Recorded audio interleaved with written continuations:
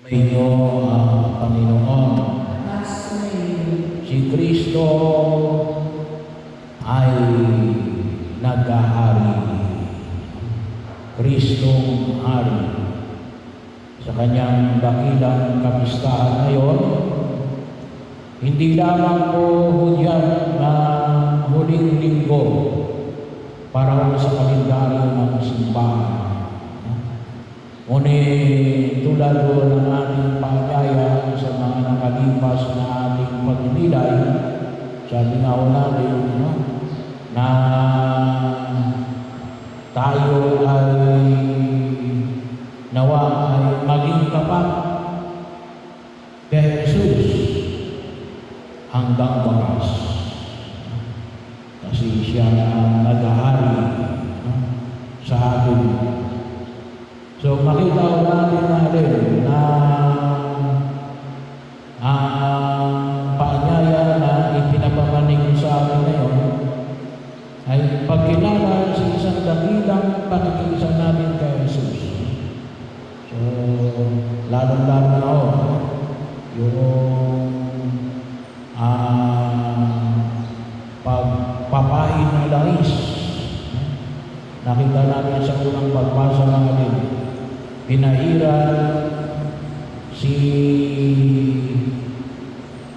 David na Samuel ng langis. So, paalala rin na tayo sa ating mga pagtanggap ng mga sakramento, pinairan din tayo ng langis. So, nung tayo ay binigyagan, kinumpilan, at yung bahagi rin kapag tayo ay nagpapain ng isang mga misakit. So, huwag kayo matakot, kayo ay pahiran ng isang mga misakit. Yun ay pagkilala natin si Kristo ay nag-ahari sa atin. Well, kami mga pari, pinahiran kami sa kamay ng ordinasyon. Pero yun ang bahagi na kung saan ay pinaalala sa atin na nakikiisa tayo kay Kristo sa hindi lamang bilang pari, panalangin. Hindi lamang bilang propeta, tagapangaral, pagbibigay ng mabuting halimbawa, pero tayo din ay nakikiisa kay Kristo bilang hari. Paglilingkod, pagiging mabuting katiwala, bahagi yun na tayo na anyayahan ng buong may kapal na nawa makita natin. Kasi nga sabi na, pero anong klaseng paglilingkod? Paglilingkod na alin? Kaya nakita ko natin sa Ebanghelyo ang sabi, kung ikaw talagang ari, iligtas mo ang iyong sarili. Pero hindi ginawa na Jesus kasi ang nais ng iligtas si alin, yung kanyang pinaglilingkuran. Kaya tama-tama rin sa isang pagkilos natin na tinatawagan din tayo ngayon na alin, lalo-lalo na sa usapin na hinaharap natin ngayon bilang mga Pilipino, alin, yung tungkol sa korupsyon. At hindi lang basta korupsyon, ngunit kasama rin yung alin, padrino system. Kaya makita ko natin yung mga puting panyo yan bilang pakikiisa natin nagdawa makatutun tayo ng alin. Sapagkat hindi lamang sa magrarally, ngunit ito ay isang pagmumulat sa atin ng isang katotohanan na kinakailangan natin na alisin yung ganitong uri ng pagkilos. Sabi nga natin, magkasama kasi yung korupsyon at saka yung padrino system. Sapagkat hindi naman lalawak yan kung wala yung padrino system. Ano Ano ba yung padrino system? No? Yung, bata ko yan, akin yan. No? Kaya kahit na masama ginagawa yan, okay lang. Kahit na walang alam yan, okay lang. Ay, bahagi ko yun. Kaya lumagana ko yung korupsyon. Gawa ng padrino system. Kaya, kinakailangan bilang mga mananampalataya sa ating Panginoon sa Kristo, na sa ating pinag-aarian tayo ng ating Panginoon sa Kristo, kinakailangan natin na mamuhi sa ganitong klase na pagkilos. Kasi bakit umabot, sabi nga natin, trillion.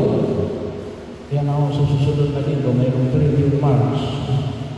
So, bahagi yun. Natawa ko, ay ipanalangin natin. Hindi po ito para palitan ang mga namumuno. Ngunit naalamin, palitan natin ang umiiral na sistema. Siguro sasabihin naman natin ni Pastor, hindi naman kami mga politiko. Hindi naman kami congressman, hindi naman kami governor, hindi naman kami senador, hindi naman kami mayor, konsihal, barangay captain. So, bahagi yun.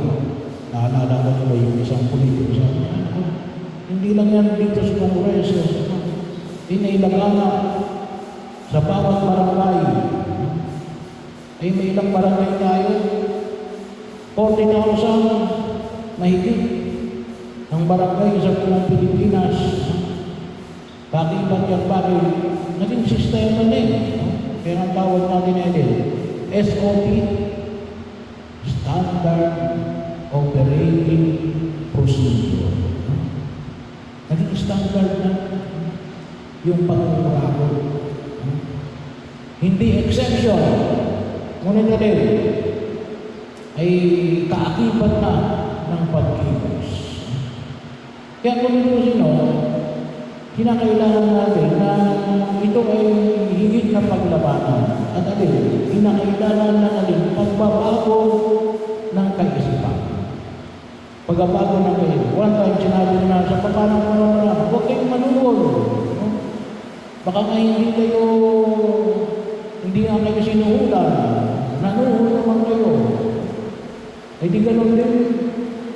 Sinabi ng lalo na tama ito para mapabilis yung ating papeles. Gawin natin ito. Ano ba? Magbayad kayo ng utang. No? So, bahagi yun ang maayos sa pamamahala. Pagkakanaon, Father, wala pa kami may babay. Bakit mag-usap kayo ng maayos? Sa inyong mga pinag-uutaman, harapin ninyo, be accountable. Father, mumurahin ako. No? Hindi natin sagot yun. Harapin mo. Hindi ko sinasabi, tama lang na murahin ka. Pero bahagi yun ang kung huwag natin kalimutan. May utang ka magbayad ka. Magpasalamat na tayo at tayo ay pinag-uutang. Kahit pa paano, huwag natin sirain ang tiwala ng tao. No? Mas mahalaga mo yung tiwala ng tao kaysa doon sa pera na inutang natin. No? Bahagi yun isa rin bahagi na tinuturo ng ating pananampalataya. No? Huwag natin sirain ang ating pagkatao gawa lamang ng bahagi ng pera na maaaring inutang natin. Accountability yun responsibilidad. Sabi ko nga, ay magpasalamat tayo at kapag may mga tao na nagpapakutang sa atin. Isang biyaya yun Hindi lang yung binigyan ka ng pera. Binigyan ka ng tiwala. Bakit? Kasi kaya mong bayaran lang.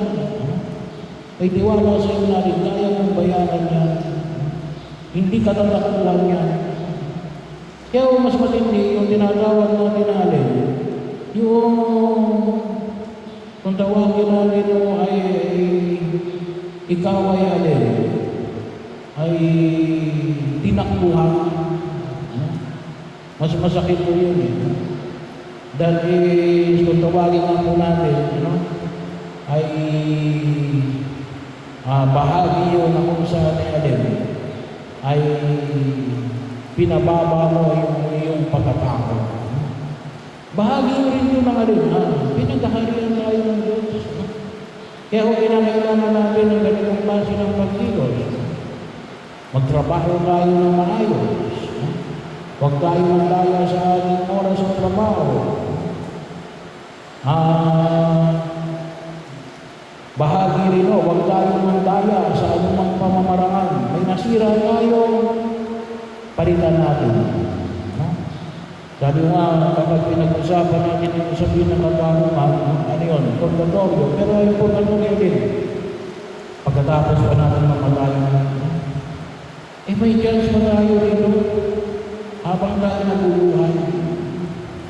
At malaki ang tinuturo sa atin sa sitwasyon na kinagigilaan natin.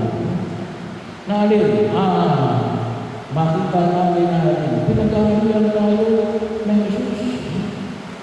Kasi si Jesus hindi ko tumakas. Hindi ko siya tumakas. Siya'y namalay, hindi lang alin. Hari ng mga Hudyo. Hindi lang ang hari ng mga Hudyo. Ano ka rin? Hari ng lahat ng mga Kristiyano. Kaya alin, handa niyang ibuwi sa kanyang buhay upang tayo ay magkamit ng kaligtasan. Pinuhos tayo sa ating mga kasalanan at kahinaan.